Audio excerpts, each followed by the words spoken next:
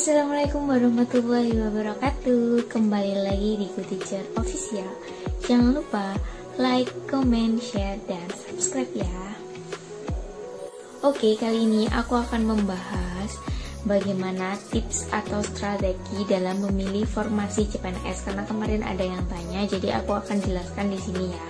Dan untuk caranya, yang pertama kalian harus, nanti kan ada pengumumannya itu keluar gitu, basicnya apa yang dibutuhkan gitu, syarat-syaratnya, formasi-formasi apa, dan syaratnya untuk masuk formasi itu apa gitu.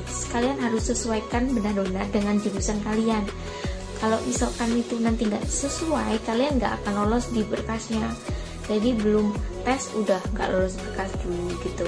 Banyak sekali sih, setiap tahun pasti ada yang kayak gitu.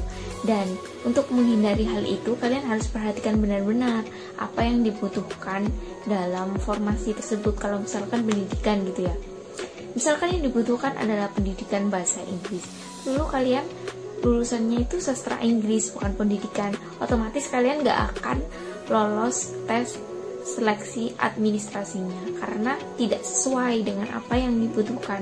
Jadi kalau misalkan yang dibutuhkan apa, itu harus sesuai dengan ijazah kalian gitu. Jadi jangan sampai salah milih formasi.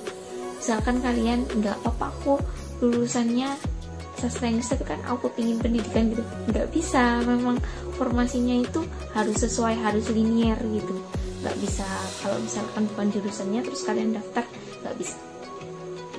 Oke, itu yang pertama. Yang kedua, setelah nanti kalian urutkan misalkan yang membutuhkan lowongan dari jurusan kalian itu ada berapa, misalkan ada 5 misal, terus kalian tuh seleksi.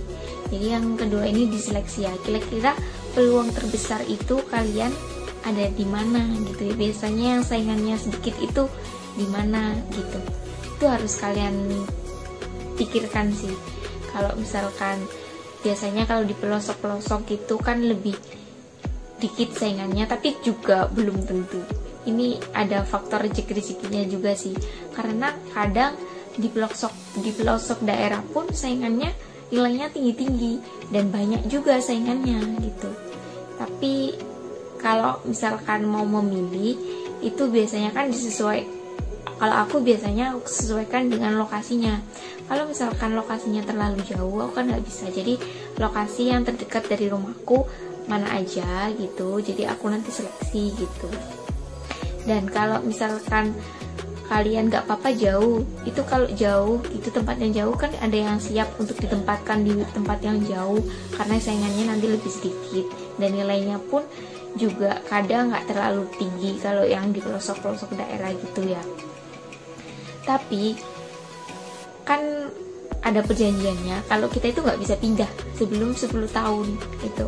Jadi kalau misalkan kalian bersedia ya boleh-boleh aja. Jadi kalau misalkan nggak bersedia ya cari yang paling dekat dari rumah kalian itu apa aja, sekolah apa, misalkan pendidikan, misalkan sekolah-sekolah apa aja yang paling dekat dengan rumah kalian kayak gitu. Setelah selesai baca dan pelajari syarat-syarat dari formasi itu, jadi pelajari syaratnya itu apa aja gitu. Kalian siapkan berkas-berkasnya, jangan sampai ada yang ketinggalan atau ada yang salah input.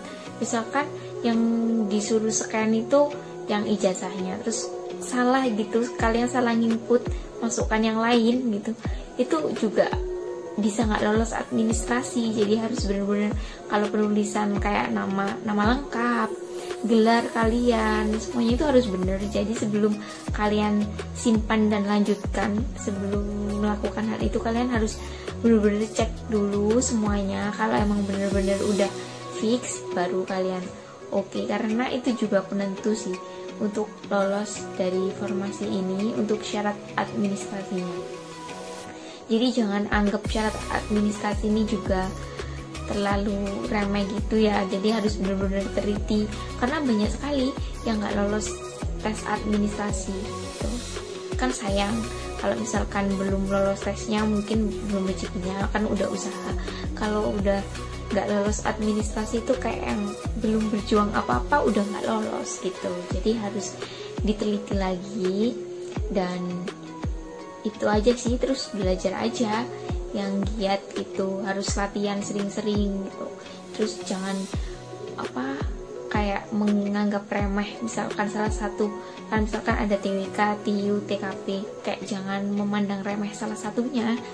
Jadi misalkan nggak bisa TIU-nya, yang dipelajari TIU terus TWK dan TKP yang nggak usah dipelajari, kan bisa nanti sambil baca-baca gitu.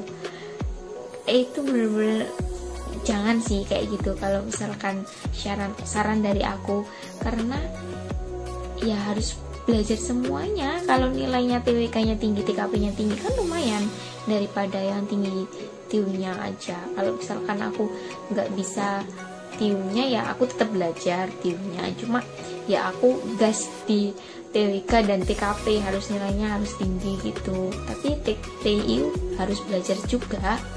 Kayak intinya harus belajar dengan giat dan tetap semangat, itu aja sih. Dan untuk misalkan kalian bingung cara lihat formasinya itu di mana gitu, kalian nanti bisa keluar informasinya itu dari BKN ya, dari Instagramnya. Jadi untuk informasinya bisa kalian nanti ikuti Instagramnya. Kalau misalkan nanti ada update, kayak ada pengumuman formasi, di situ juga ada pemberitahuan. Dan biasanya diceknya bisa di SCCN itu di websitenya.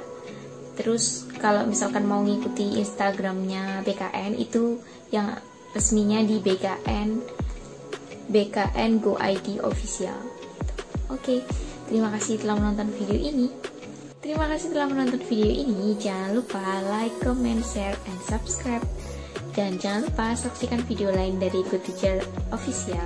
Thank you for watching and see you next time and bye-bye.